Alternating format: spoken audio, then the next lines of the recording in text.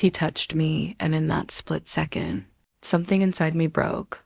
I turned around and saw a man already trying to disappear into the crowd. He thought he could touch a stranger and simply walk away. He was wrong. What happened next was completely unlike anything I had ever done before. But before we get into it, if you've ever experienced a moment when someone crossed a line and you wished you'd had the courage to stand up for yourself, hit subscribe, leave a like, and tell me in the comments what you think justice should look like. Because the story gets intense very quickly, Dot. It had already been a terrible period of my life. You know those stretches of time when nothing seems to go right? One problem piles onto another until you start feeling like you're carrying a weight nobody else can see. That was where I was. I had been dealing with a lot. Lately, stress, frustration, exhaustion, the kind of emotional pressure that slowly builds in the background while you continue pretending you're fine every morning. You get up, you get dressed, you go where you need to go, you answer people, you smile when you're expected to smile, and somewhere underneath all of that, you're thinking, how much more can I take? I didn't realize it at the time, but I was already close to my limit. That day, I was simply trying to catch a train. There was nothing unusual about the moment. People were moving around me. Conversations were happening in every direction, and everyone seemed focused on getting somewhere. I was approaching the train when I suddenly felt a hand touch my butt. For a second, my brain couldn't process it, Dot. It was one of those moments where your mind freezes before reality catches up, Dot. Then I turned around. There he was, a man I didn't know, and the instant our eyes met, he tried to leave. That was the part that made everything click. He knew exactly what he'd done. He didn't look confused. He didn't stop and ask what was wrong. He didn't apologize. He immediately tried to escape, and something inside me went from shock to pure anger. I started after him. He was moving away, probably expecting me to stay where I was and let him disappear. Instead, I followed. I caught up with him and started pushing and kicking him. The anger that came out of me surprised even me. Shouted at him that I cursed. I remember being furious, but I don't remember every second clearly. It felt like everything that had happened over the previous weeks, or perhaps much longer, had suddenly found somewhere to go. Dot, all that frustration, all that helplessness. Dot, all those moments when I had swallowed my feelings because it was easier than confronting another problem. Dot, they came rushing out at once. He tried to get away. He didn't fight back. He just wanted to escape, and I kept yelling at him, demanding an explanation for something that honestly didn't need an explanation. He had touched me without my permission. He had crossed a boundary that should never have needed to be explained. Dot, and then he had tried to run. That was when I completely lost control. I punched him once in the face, then in the chest. I was shouting and cursing so loudly that the whole situation felt surreal. This wasn't me. I had never beaten someone up before. I wasn't someone who went around looking for fights. I had always believed physical violence was wrong, but standing there in that moment, I wasn't thinking about any of that. I was thinking about one thing: don't touch me. It sounds simple, but sometimes a boundary isn't just a boundary. Sometimes it's the last line you have between yourself and feeling completely powerless. And when someone crosses it without permission, the anger can be overwhelming. Dot, eventually, I stopped. Maybe it was because the adrenaline began to wear off. Maybe it was because reality finally started coming back. Or maybe I had simply reached the end of whatever emotional explosion had taken control of me. I remember standing there, breathing heavily, My heart pounding, my hands felt strange, my whole body was tense, and the man was no longer trying to confront me. He just wanted to get away. I looked at him and realized something important. I had never seen myself like that before. For years, I had probably thought of myself as someone who could stay calm, someone who could handle difficult situations, someone who didn't resort to violence. But that day showed me that anger doesn't always arrive.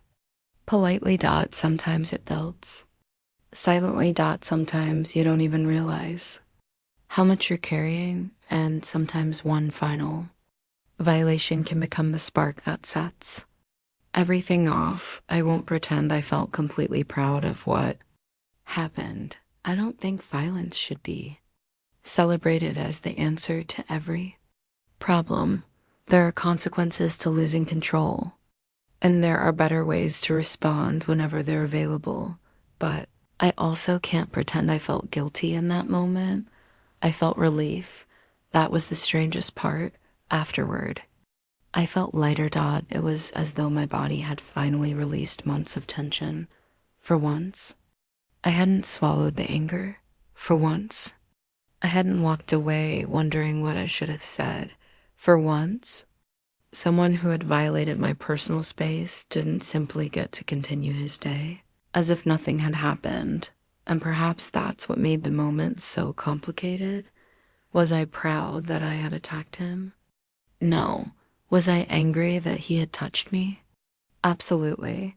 Was I tired of feeling like people could cross my boundaries and expect me to quietly accept it? More than I could explain, the man probably thought he had found an easy target, someone who wouldn't react, someone who would be too shocked, embarrassed, or afraid to confront him. He miscalculated. The moment he reached out and touched me, he had no idea what kind of day I was already having. He couldn't have known how much stress I had been carrying.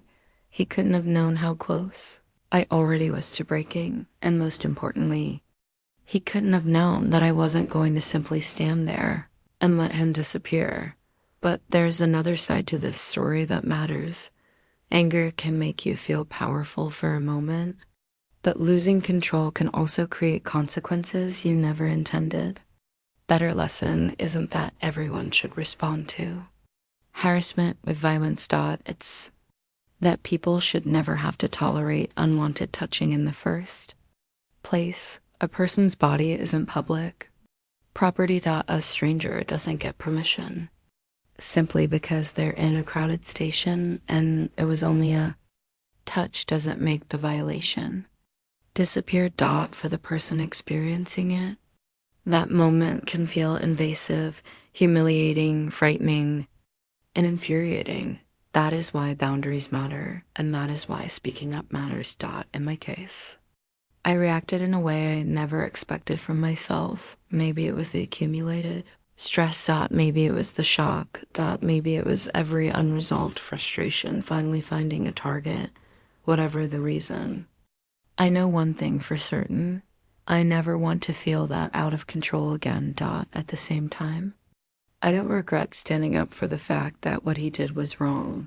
Those are two different things. You can believe someone deserved consequences without believing violence should be your first response, and you can acknowledge that you were pushed beyond your emotional limit while still recognizing that losing control has risks. When I think back to that moment, what stays with me isn't even the physical confrontation. It's the second before it happened, that hand, that realization. The instant I turned around and the look on his face when he realized I had seen him, because that look told me everything.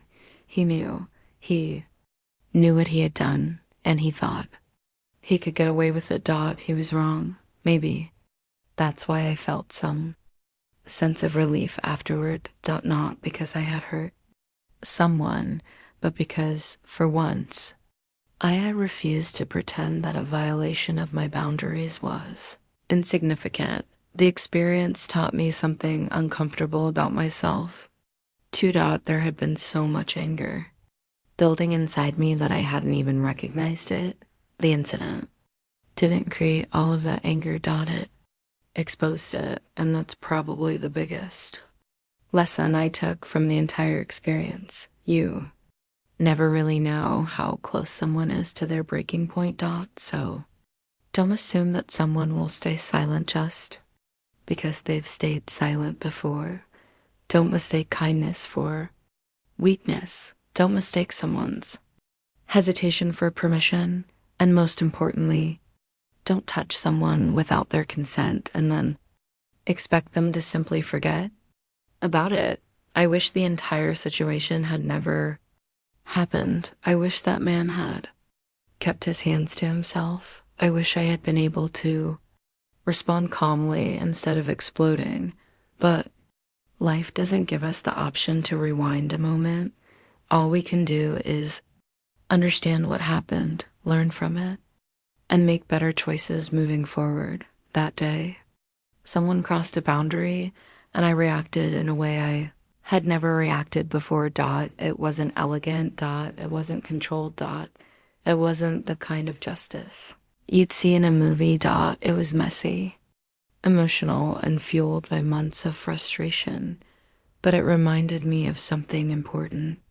You are allowed to have boundaries. You are allowed to say no. You're allowed to be angry when someone violates those boundaries, and you never owe someone silence just because they're hoping you'll stay quiet. So what do you think? Was my reaction understandable, or did I take it too far? Drop your honest opinion in the comments. And if you enjoy Reddit revenge stories, shocking confrontations, and stories where people finally stand up for themselves, hit like, subscribe, and share this with someone who loves a story with an unexpected twist.